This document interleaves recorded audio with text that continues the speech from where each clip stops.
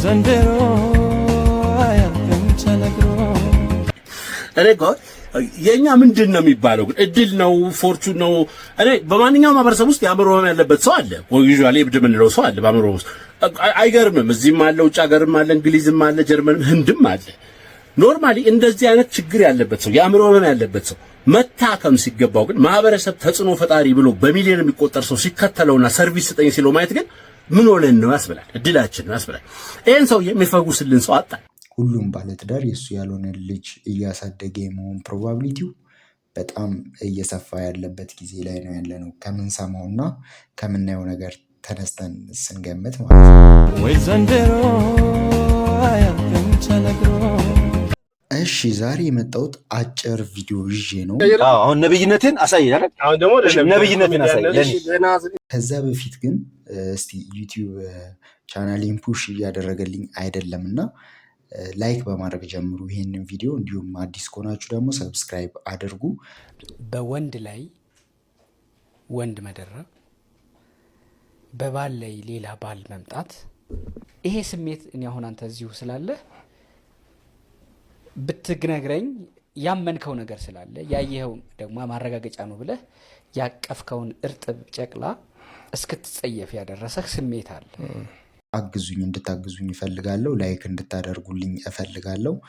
ቻናሉን እንድታንቀሳቅሱልኝ እፈልጋለሁ። ወይ ዘንድሮ አያልቅም ተነግሮ። እሺ ሶፍቱን ያስከረን ዳቦ ቀይር፣ ዳቦ ሊቀይር። አሁን ነብይነትን አሳየኝ አይደል? አሁን ደግሞ ነብይነትን አሳየኝ። ለናዝር እንጸልያለን። ጎንያ ሳካቱሪ ካቦሸናና ማሃንዱስ ኩትሮኒያሶ ሶፍት በናዝረቱ በኢየሱስ አሁን ለኔ ሲቀየር ይታየኛል። አሁን ቀጥታ በደንብ ማየት አለብኝ። አይታይም? እኔ አሁን ቀጥታ እየበሰለ ነው አሁን እንደሚግብ ማለት ነው። ምኑ በቁባ ወደ እየተቀየረ ይቀጥል። አይታይም? ሶፍቱ ይታየኝ። ሶፍቱ በደንብ ይኸው። ይኸው ሶፍት ነው ያየው። በኋላ ወደ ምግብ ቀይረ እበላለሁ። እሺ በናዝረቱ በኢየሱስ ስም ይሄ ወደ ዳቦ ሊቀይር ነው የፈረደበት። እኛ እንጀራ ላልነሽ ዳቦውን ቀይር አሳየኝ። እሺ ዳቦ ይሁን። እሺ እየተቀየረ ነው። እንዳይበንብህ መስታወቱን ዘግቻለሁ። እሺ እየተቀየረ ነው። ሶፍቱን በልብል እየበሰለ ነው። እየበሰለ ነው። ከየት ነው ታርኩ? በደንብ ጌታ በኢየሱስ ስም አሁን ለኔ ኖርማል ዳቦ ነው ይታኛል። አሁን አንተ በስጋ አይን ነው የታየው። እኔ አሁን መንፈሳዊ አይን ላይ ኖርማል እጄ ላይ አሁን ዳቦ ሆኗል። በጣም ዳቦ ሆኗል። አሁን ይሄ ዳቦ የሆነውን አሁን እርሾ ጨምርበት ይጎርሳለሁ ማለት ነው። አልተነሳም። እርሾ ጨምርበት። እኔ በስጋ ላይ አሁን አይኔ እያየ አይደለም። አሁን ይሄ ዳቦ ሆኗል። በእጄ ላይ ዳቦ ሆኗል። አሁን ይሄ ዳቦ አሁን መብላት ጀመርኩ ማለት ነው። አሁን ለኔ ኖርማል ዳቦ ሆኗል። ላንተ ምን እንደሚታይ አላውቅም። እሱም በኋላ ያለው ሶፍት ነው የሚታየው። ላንተ ሶፍት ነው የሚታየው። ለኔ አሁን ቀጥታ ዳቦ ነው የሚታየው። ሶፍት ይታያል። ዳቦ ነው የሚታየው። ይሄ ነው ዳቦ ቀጥታ አሁን እየበላው ነው። ብላው ይታያል። ብላ አሁን እያየሁ አይደለም በስጋ። አዎ በስጋ ያያል። አንተ አሁን ባጥንትም ውሃ ገዝቼ ልምጣ። በቆዳ ቆይ ተው እንዴ ቆይ። አሁን ለኔ እንደው ምግብ ሆኗል። እሺ ቀጥታ ወደ ዳቦ ኖርማል ተቀይሮ ነው አሁን ያየው ይበላል። አሁን ላይ እንድታይ ለዛ ነው ቅድም አይንን ጨፍልና ኖርማል ወደ ዳቦ ሲቀየር ታያለህ ብዬ ነገርኩኝ። አሁን በስጋ አይደለም እኔ አሁን በመንፈስ ውስጥ ላይ ስላለው ኖርማል ዳቦ ሆኗል። እሺ በእጄ ላይ ማለት ነው። ስለዚህ አሁን ይሄን ዳቦ እየበላሁ ነኝ። እሺ ይታያል ሲበላ። እሺ ሶፍት በልተሃል አይቻልም። ሶፍት ነው መጀመሪያ፣ ግን ወደ ዳቦ ተቀይሯል። ሶፍት ነው በቃ ውስጥ የከተትከው ወይ ድላችሁ። እኔ ዳቦ ነው የሚበላው። ሶፍት ነው እሱ ያንተ ላንተ ሶፍት መጀመሪያ ሶፍት ነው። ሶፍት ነው አሁን የሚበላው ሶፍት ነው። የደዛ መሸወዶን ሸው ሶፍት ነው ዳቦ ነው የተቀየረው። እኔ እኮ የኛ ምንድን ነው የሚባለው ግን እድል ነው ፎርቹን ነው። እኔ በማንኛውም ማህበረሰብ ውስጥ የአእምሮ ህመም ያለበት ሰው አለ። ዩዥዋሊ እብድ የምንለው ሰው አለ በአእምሮ ውስጥ። አይገርምም? እዚህም አለ፣ ውጭ ሀገርም አለ፣ እንግሊዝም አለ፣ ጀርመንም ህንድም አለ። ኖርማሊ እንደዚህ አይነት ችግር ያለበት ሰው የአእምሮ ህመም ያለበት ሰው መታከም ሲገባው ግን ማህበረሰብ ተጽዕኖ ፈጣሪ ብሎ በሚሊዮን የሚቆጠር ሰው ሲከተለውና ሰርቪስ ስጠኝ ሲለው ማየት ግን ምን ሆነን ነው ያስብላል። እድላችን ነው ያስብላል። ይሄን ሰው የሚፈጉስልን ሰው አጣን። በጣም ብዙ ጊዜ እንግዲህ ስንት ጊዜ ሆኖታል። ጭራሽ ኦንላይን ገብታችሁ ገንዘብ እየሰጣችሁ ነብይ እንዲያርግልን ምናምን እያላችሁ የምታረጉ ሰዎች በመቶ ሺዎች የምትቆጠሩ ሰዎች አላችሁ። ምንድን ነው የሆናችሁት? ምንድን ነው የሆነው ማለት ኖርማል የአእምሮ ጤና ተቋም ችግር እንዳለብን አውቃለሁ። አንድ አማኑኤል ሆስፒታል ነው ያለው። ወደ ዘመናዊ ሕክምና ከመጣ ወይ በየእምነቱ ነው ሰው። ይሄ እምነት ያለው ሰው አይደለም። እኔ እንደ ክርስቲያን ክርስቶስን እንደሚከተል ሰው ለክርስቶስ አክብሮት እንዳለው ሰው በዚህ አፍ ሲጠራ በጣም ነው ኦፌንድ የሚያደርገኝ። አሁን እንደዚህ በጌታ ስም ስትል አሳፋሪ እኮ ነው። ትልልቅ ሰዎች በወንጌሉ ያላችሁ ሰዎች፣ በእምነቱ ያላችሁ ሰዎች ተው፣ ይሄ እምነታችን ነው፣ ይሄን ሰውዬ ያዙልን ይባላል። የቤተ ክርስቲያናት ህብረት ኮንግረስ ካውንስል ምናምን መግለጫ ወጣበት። ያዙልኝ አላውቀውም ይሄን ሰውዬ አለ። አሁንም እንደዚህ እያደረገ ብዙዎች ባለፈው ላይቭ ተገብቶ ፓስት እስቲ ጸልይልኝ፣ እኔ እናንተን ችግር እፈታለሁ፣ እናንተ ደግሞ ይሄንን ችግር ፍቱልኝ፣ ጸልይላችኋለሁ፣ እናንተ ደግሞ አካውንት ይውላችሁ አለ። የራስን ችግር ሳትፈታ የሰው ችግር የሚፈታ ሰው ምድር ላይ ሰምቼ አላውቅም። እኔ ቶታሊ ሉናቲክ ነው፣ በቃ ስቷል። ግን አሁን የደረስንበት የውድቀት ደረጃ ምንድን ነው? እንደዚህ አይነት ሰዎችን የማንገስ የማግነን የመሸለም የብራንድ አምባሳደር የማድረግ ነገ ጧት ይህን ሰውዬ የሆነ ድርጅት የሆነ ሪል ስቴት የሆነ ምናምን ሳቡን አስመጪ የብራንድ አምባሳደር ብሎ ፊርማ ካልፈረመ እንዲህ ከምላሴ ጸጉር እንደቀለማ ይታወቃል። እየጠፋን ነው ተያይዘን። ተውባይ ጠፋ፣ እደግመዋለሁ። ትልቅ ሰው ጠፋ። እዚያ ጋር በየሴክተሩ ነው የጠፋው ትልቅ ሰው። በእምነት ቦታው ትልቅ ሰው ጠፍቷል። በፋይናንስ ቦታው ትልቅ ሰው ጠፍቷል። በሀገር ሽማግሌ በሰፈር ሰው ትልቅ ሰው ጠፍቷል።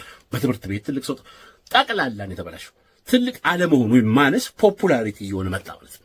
ሶሳይቲ ከዚህ በላይ ሊወድቅ አይችልም። እንደዚህ አይነት ሰዎች በመቶ ሺህ የሚከተላቸው ሰው ሲኖር ማየት የመጨረሻ የማህበረሰብ ውድቀት ነው። ታላግጣለህ አንተ በክርስቶስ ሶፍት ቀይራለሁ እኔ አንተ በእንትን ያየኸው እኔ በስጋ አይደለሁም። በስጋ ባትክልት ነህ፣ በስጋ አይደለም። በምን ልትሆን ትችላለህ አንተ? መንፈስ ከመንፈስ የተጣላ ሰው ነህ ሲጀምር። ኖርማሊ ይሄንን እንደ ትሬንድ በተለይ አንዳንድ ቦታ ያሉ ሰዎች ሲምፕሊሲቲ ኦፍ ማይንድ ብትለው ብዙ የማያውቅ በቃ የሚሸወድ ሰው እሱ እንደዚህ ከጀመረ እኔም እጀምራለሁ። በነገራችን ላይ የመጀመሪያዎቹ እንዲህ ነባዮች ነብይ ነባዮች የጀመሩት ነው አሁን ይሄ ሁሉ ደረጃ የደረሰው። ምክንያቱም ሰዎቹ ሰክሰስፉል ሆኑ። ያምታቱም ቅባት እንትን ብዬ እያሉም ካርዳችሁ ላይ ኤቲኤም ካርዳችሁ ላይ ሄዶ ያላስቀመጥከውን ገንዘብ ሂድና አውጣ እያሉ ጓደኞቻቸው እየመጡ እየመሰከሩ 20 ሺህ ሰጠኝ ኤቲኤም አላሉ። እኔ አዲስ አበባ ውስጥ ያለ ኤቲኤም 20 ሺህ አይሰጥም። በነገራችን ላይ የምርም ገንዘብ ቢኖር አይሰጥም። የእሱን ግን ሰጠው። ምክንያቱም በዛ አዳራሽ ውስጥ ያለው ተስማማ ጌታን የሰጠ አሉት። ከምንም ተአምር ውጪ ነው። በነገራችን ላይ እንደዛ አይነት አሰጣጥ የሚሰጥ አይነት ግሪን ፐርሰናል ሪሌሽንሺፕ ያለ ሰው ብትሆን እኛን ለምን ታርቀናል እዚህ መጣ። ይሄ ሁሉ ባለበት ሁኔታ እነዛ ሰዎች ሰክሲድ ሲያደርጉ የራሳቸው ቴሌቪዥን ቻናል ገንዘብ መኪናው አጀቡ ሲበዛላቸው ሲያዩ እነዚህ መጡ። ይሄን አይተው ደግሞ ይመጡ አሉ። ምክንያቱም ከመቶ ሺህ ተከታዮች መቼ ኮንቪንስድ የሆነ 5-6 ሰው አይጠፋም። ብክለት ነው። አንዳንዴ ፐርሰናል ይመስለዋል ሰው እንደዚህ ነገር ስናገር አይ ዶንት ኬር የታውቀዋል ፐርሰን ግን ብክነት ነው። ኖርማሊ ምፈራው ነው። አሁን በጣም ምፈራው በዚህ ደረጃ ያሉ ሰዎችን የሚከተለውን የሰው ቁጥር ሳይ እፈራለሁ። እንደ ሰው እፈራለሁ። እንደ ሀገር ያስፈራኛል። እንደ ወላጅ ያስፈራኛል። እንደ ወንድም ያስፈራኛል። አትፈሩም? በጣም ነው ፈራው። ሶፍት በላ አሁን አንተ ቫዝሊን በላለሁ አልክ፣ ባለፈው ጠጠር በላለሁ አልክ። እንደ አፈር በበላ እኔ ምን ፌመስ ና በቃ ፌመስ ና አፈር በልተህ ጠጠር በልተህ ፌመስ ሆንክ። አንተ ድንጋይ በልተህ ፌመስ ሆንክ። አንዷ ደግሞ ትነሳና ነገ ጠዋት የሆነ ሰጋቱራ ቀምሳ ፌመስ ለመሆን ትሞክራለች። ተያይዘን የእብድ መድረክ እየሆንን ነው ጠቅላላ። ኢንፍሉዌንሻል ተጽዕኖ ፈጣሪው ከሌ ዛሬ እንግዳችን ነው ብሎ ጋበዙ። ባለፈው አንተ ተጽዕኖ ከፈጠርክ ሞተናል ማለት ነው። በጣም ነው የማፍረው በዚህ ወይ ዘንድሮ አያልቅም ተነግሮ። ዋው እንደዛ አካባቢ ሐምሌ 26 ተዋውቃችሁ ነሐሴ ስንት ነው? ነሐሴ 1 አካባቢ አቶ ጉልላት ከባለቤቱ ጋር በተገናኙ ገና ወር ሳይሞላቸው ነበር እርግዝና የተፈጠረው። ዋው እንደዛ አካባቢ ሐምሌ 26 ተዋውቃችሁ ነሐሴ ስንት ነው? ነሐሴ 1 አካባቢ ነሐሴ 1 ሐምሌ ነሐሴ 1 አካባቢ ጽንስ እንደተፈጠረ ነው። ሐምሌ በዚህ መሀል እኮ 1 ሳምንት ነው ያለው። በቃ 1 ሳምንት የ10 ቀን እንደዚህ። በእርግጥ የሐምሌ የትውውቅ ቀናቶችን ስፔሲፊክ ቀኑን አላወቅኩትም፣ ግን ከ20 አካባቢ እንደዚህ ሊሆን ይችላል። ግንኙነት ነበራችሁ በዛ ውስጥ እናንተ? ከዛ በፊት እንደው ሲሪየስ የሆነ እንደዚህ የነገን ህይወት ለመስራት የታቀደ ባይሆንም ከሐምሌ 20 በፊት ሌላ ግንኙነት ካልነበረ በስተቀር በሳምንት ውስጥ ምንስ መፈጠሩ እንዴት ታወቀ ብዬ እኮ ነው። መቼም ሴት አለች እዚህ ታግዘናለች። ከዛ በፊት ግንኙነት ነበራችሁ ወይ የሚለው እኮ ይቀድማል። ሁለታችሁ ሴክሹዋል ግንኙነት ነበራችሁ? ውቃችን አሉ እኮ ያለ ሴክሹዋል ግንኙነት አይደለም። እንደተዋወቅን ተጀመረ። እሺ ያ የሆነው ሐምሌ 20 ነው እንበልና ነሐሴ 1 ድረስ 11 ቀን ይሆናል። በዚህ 10 ቀን ውስጥ የዚህ የሴቶች የወር ግዴታቸው መጥቶ ከዛ ሄዶ ጽንስ ያስኩ ብሎ ለመንገር ወር መጠበቅና የወር አበባቸውን ማየት ይጠይቃል አይደል?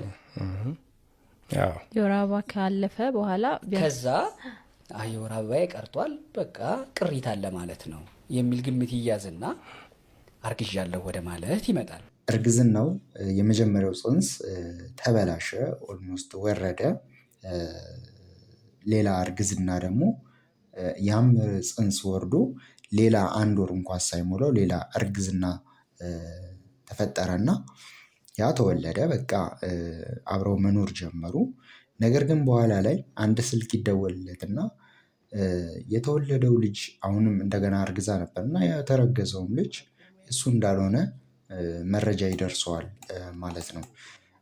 በዚህ ጊዜ አቶ ጉልላት ጥያቄዎች ይፈጠሩበታል። እሷ ደግሞ በተደጋጋሚ በተለያየ ጊዜ የተለያየ ቦታ ነኝ እያለች እቤት የማታድርባቸው ቀናቶች ነበሩና እነዛ ቀናት ላይ የጽንሱ የተፈጠረበት ቀንና በአልትራሳውንድ ያወቁበት ያው በአልትራሳውንድ የጽንሱ የተፈጠረበትን ኤስቲሜት ያደርጋሉ። በዚህ ቀን ከዚህ እስከዚህ ቀን ውስጥ ነው የሚለውን ነገር ኤስቲሜት ያደርጋሉ እና ያንን ያዘና እሷ ቤት ያልነበረችበት ቀን ላይ ነው በብዛት የተፈጠረው እንደሱ ሀሳብ ማለት ነው። በኋላ ላይ እነ ተክሌም እነ ቁም ነገርም ደውለውላት ነበር ለእሷ። እሷ ግን በጣም እርግጠኛ ነች። ከጠረጠረኝ ሁለቱንም ልጆች ማስመርመር ይችላል። እኔ ምንም የምፈራው ነገር የለም። ከተመርምረው ልጆቹ የእሱ ከሆኑ ግን አብረን አንኖርም፣ አብረን መኖር አንችልም። ከዛ በኋላ እምነት የሌለበት ቤት ውስጥ በትዳር መቀጠል አልችልም ብላለች። እኔ ውዷ ባለቤቷ እያለው ወጣ ገባ ብላ ሳምንት 15 ቀን ቆይታ ትመጣለች። ይሄ ነገሩ ለዚህ ጥርጣሬ መነሻ ያደረገኝ። በመሀልም አንድ የምጠረጥረው ወንድ አለ። ስልክም በየመሀል ይደወላል፣ አታነሳውም እኔ ጋር ስትሆን። እሱ ያነሳቸው በመሀል እንዲህ ትወጣለች። በዚህ ጊዜ ቀን ቆጥሮ ነግሮናል። አሁን ከ2017 እዚህ ለ7 ቀን የለችም፣ እንደዚህ ለ8 ቀን የለችም ብሎ ጽንሱ ተፈጠረ ተብሎ የተነገረኝ ቀን ግንቦት 25 ላይ ቤት አልነበረችም። አንዱ ለጥርጣሬ መነሻ ይሄ ነው ብሎናል። የት ነበርሽ ያኔ? ችግር የለም። ይሄን ሁሉ የምናወራ እሷ ልጆቼ ከተመረመሩ በኋላ ሊሆን ይችላል። እሺ፣ አሁን ለምርመራው እኔ እንትን የለኝም። እሺ ወይዘሮ አመንት የምትያታለ?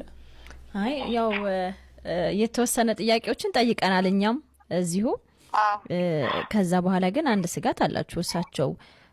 ይሄ ምርመራ አንቺም በልብሽ ኮራ ብሎ ነው መመርመር ይቻላል፣ ልጆቼ መመርመር ይችላሉ፣ ፈቅጃለሁ ብለሻል። ከዛ በኋላስ የሚሆነው ነገር ምንድን ነው የሚለው ደግሞ እሳቸው ሀሳብ አላቸው። እኛም በዚሁ እሳቸውን እንጠይቅሽ። ከዛ በኋላ የሚሆነው ነገር እሱ ካለቀ በኋላ ነው ማውራት የምፈልገው። ደግሞ እየተደራረበብኝ ማቆሚያ የሌለው የእሷ ጉዞ ነው። በቃ በጣም ህይወቴን ያማረረው ነገር እሱ ነው። ዛሬ ትሄዳለች፣ 15 ቀን ቆይታ ትመጣለች፣ ተመልሳ በማግስቱ ትሄዳለች። ማታ ወደ ቤት ስገባ አትክልት ይዤ እቤት እሷንና ልጁ ስለማግኘቴ እርግጠኛ አይደለሁ። በጣም በሳጫለሁ። በጣም እነዚህ ነገሮች በሙሉ ህይወቴን እለት እለት አይምሮዬን እየበሉ ምንም ራዕይ ያጣው፣ ህልም ያጣው፣ ወደፊት የሚታየኝ እቅድ በሙሉ የለም። ህይወቴን ተቆጣጠረው ይሄ ነገር ማለት ነውና ሁሉም ባለትዳር የእሱ ያልሆነ ልጅ እያሳደገ የመሆን ፕሮባቢሊቲው በጣም እየሰፋ ያለበት ጊዜ ላይ ነው ያለ ነው ከምንሰማውና ከምናየው ነገር ተነስተን ስንገምት ማለት ነው። በዚህ ዓመት በተለይ በጣም ብዙ እንደዚህ አይነት ታሪክ ሰምተናል እና ምን ትላላችሁ የሚለውን ነገር ኮሜንት ላይ እንድትጽፉ እፈልጋለሁ። ላይክ በማድረግ ቪዲዮውን አልጎሪዝሙ ፑሽ እንዲያደርገው እንድታግዙኝ እጠይቃችኋለሁ። በቀጣይ ቪዲዮ እስክንገናኝ ቻው። ወይ ዘንድሮ አያልቅም ተነግሮ